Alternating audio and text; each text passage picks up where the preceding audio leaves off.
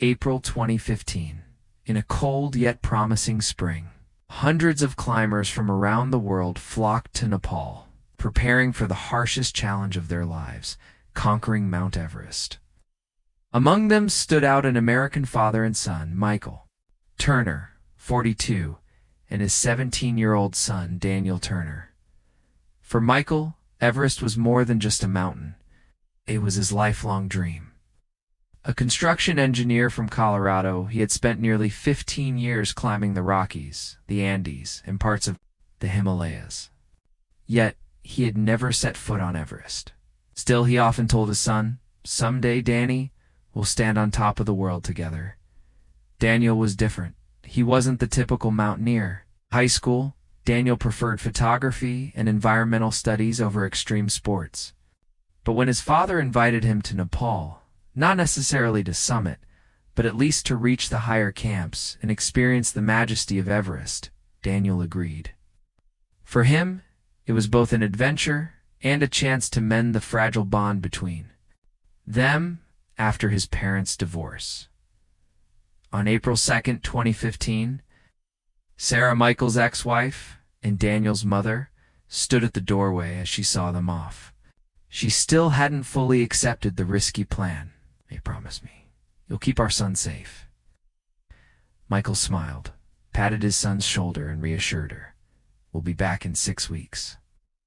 Danny's going to capture the best photos of his life." It was the last time Sarah ever saw her son. Michael and Daniel flew from Denver to Kathmandu and connected to Lukla Airport, the world's most dangerous airstrip, perched on a mountainside. From there, along with their Sherpa team and 8 other climbers, they began the 10-day trek through stone villages, pine forests, and swaying suspension bridges hanging above deep gorges. On their way to Everest Base Camp at 5,364 meters, Daniel documented everything with his Nikon camera. In his final Instagram post, he wrote, "Stepping into the clouds with Dad. Everest, here we come." Friends flooded the post with likes, unaware it would soon become his final memento. On April 12th, they reached base camp. The atmosphere was tense but exhilarating. Rows of colorful tents, prayer flags fluttering in the icy wind, and the constant hum of generators filled the air. Michael immediately signed up with a reputable expedition company and hired additional Sherpas for support. In the following days, they went on acclimatization climbs, ascending to camps 1 and 2, and returning to base camp. Daniel began to feel the toll of the thin air, headaches, insomnia, nausea, but Michael encouraged him. "We don't need the summit. Just go as far as you can." Then came April 25th, 2015, a date the world will never forget. A massive earthquake struck Nepal, killing thousands and injuring tens of thousands more. At Everest Base Camp, the tremors unleashed devastating avalanches from the towering ice walls. At that moment, Michael and Daniel had already left base camp, heading toward Camp 2 with 2 Sherpas. Survivors recalled their team losing radio contact. Right after the first tremor, other climbers claimed they saw an avalanche sweep across the western CWM, the very route the Turners were on. In the chaos, lists of casualties were released. Over 20 climbers were confirmed dead at base camp, but Michael and Daniel Turner were not among them. They had vanished.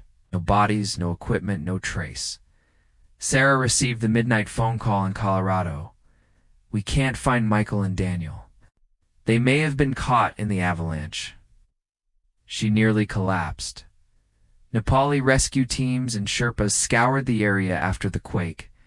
They recovered several climbers' bodies, but no sign of the Turners. Some believed they had been buried under meters of ice and snow.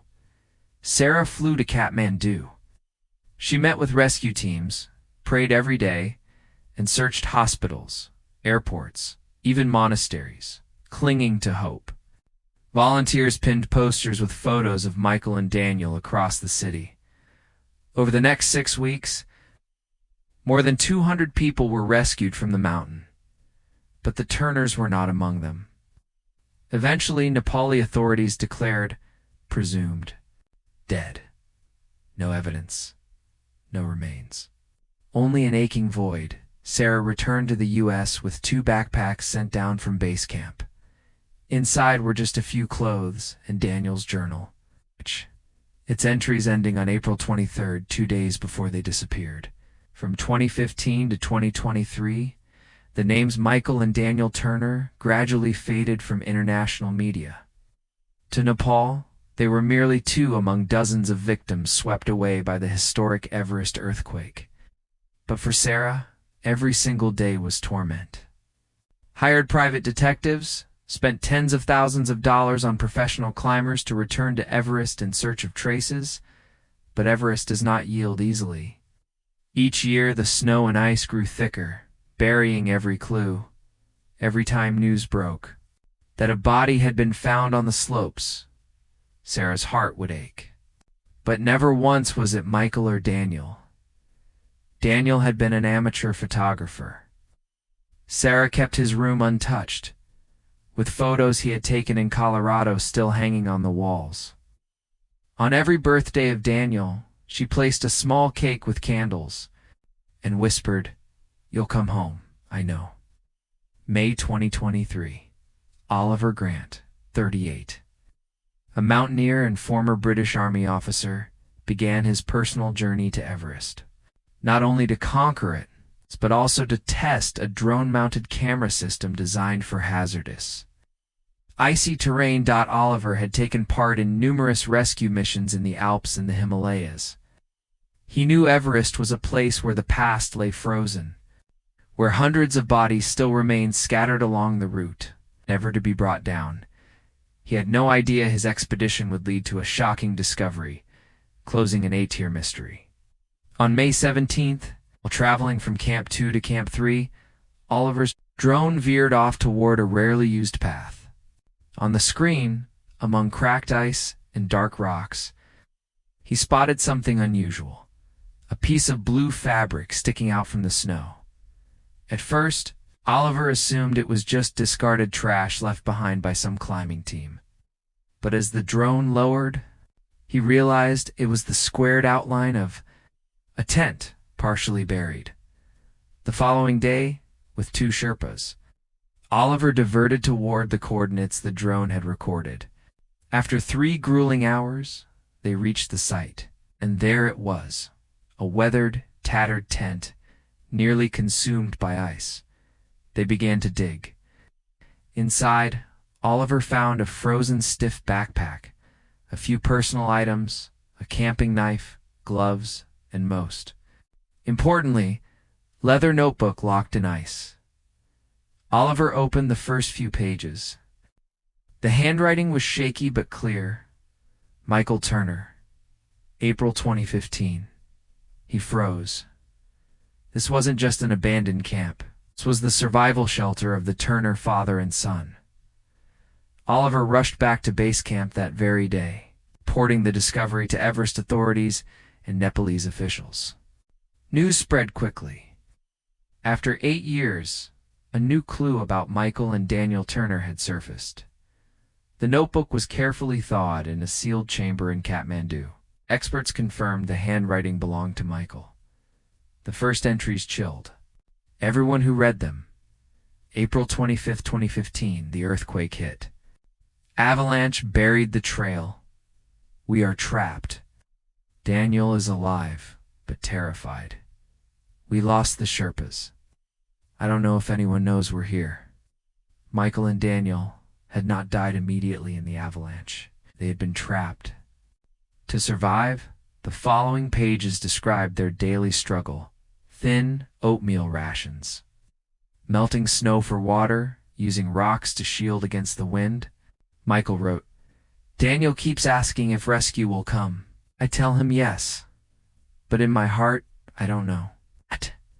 May 2015, food running out. Daniel is weak. I'm trying to hunt for scraps, but at this altitude, nothing moves. June 10th. Daniel. Collapsed. Fever. I fear it's pneumonia. I begged him to hold on. I told him his mother is waiting. He smiled weakly.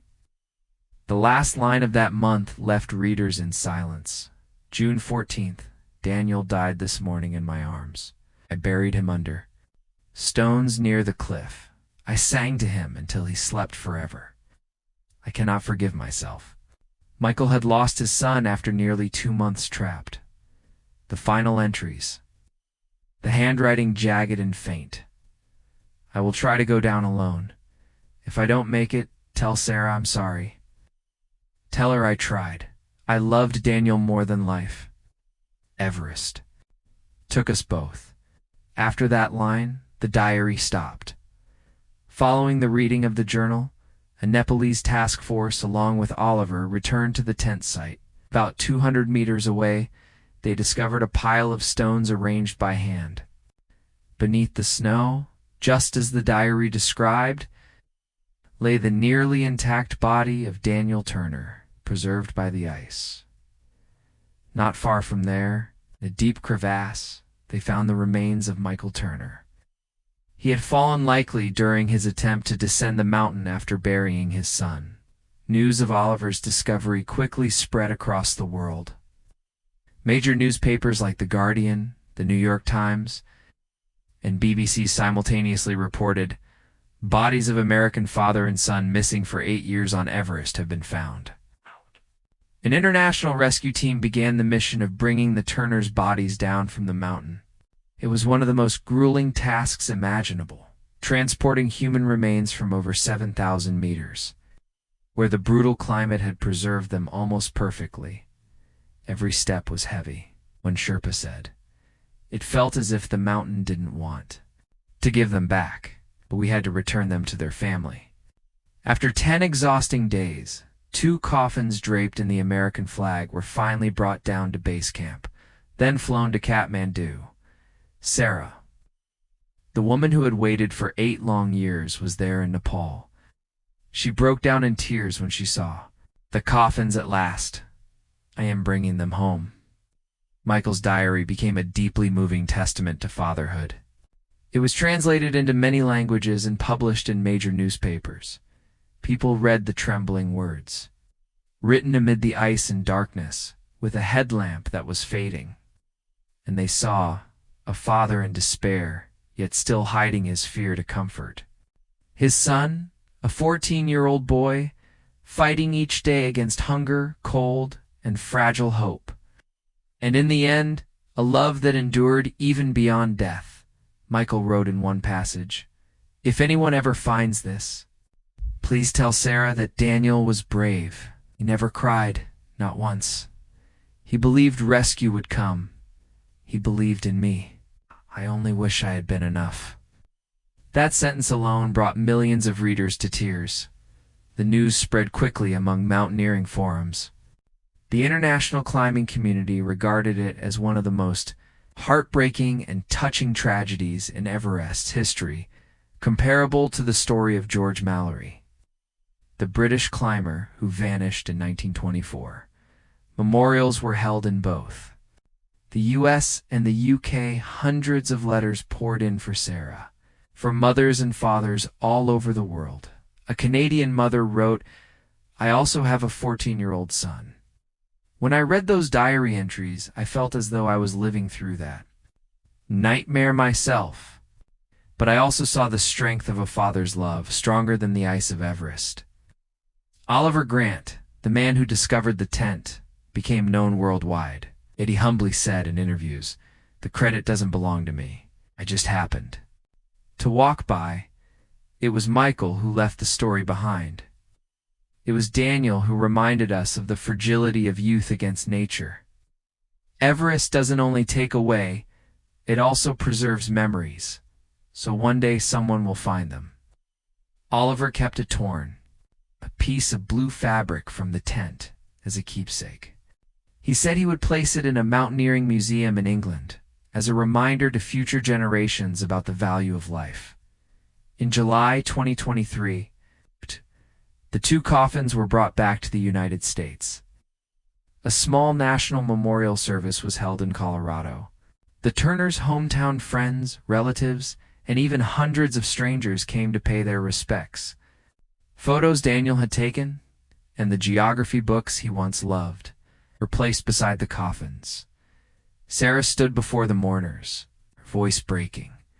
Michael and Daniel left this world on the mountain they loved. I once hated Everest, but now I know it was the place that kept them together. They were never separated, and thanks to Oliver, they have finally come home. After the funeral, the story of the Turners was turned into a documentary titled Frozen Diary, The Turners. On Everest, the film was not only about the brutality of the mountain, but also a hymn to the bond between father and son. Many young climbers admitted they would never see Everest the same way again, not just as a peak to conquer, but as a place that holds memories and tests the ultimate limits of humanity. Sarah kept the diary inside a glass case, treating it as her most precious treasure. Every time she read it, she cried and smiled at the same time. On the last page, Michael had written, "Everest is beautiful but merciless. If we don't come back, let our story remind others. Climb, but never forget love." And that became the greatest legacy Michael and Daniel Turner left behind for the world. Love stronger than the ice of Everest.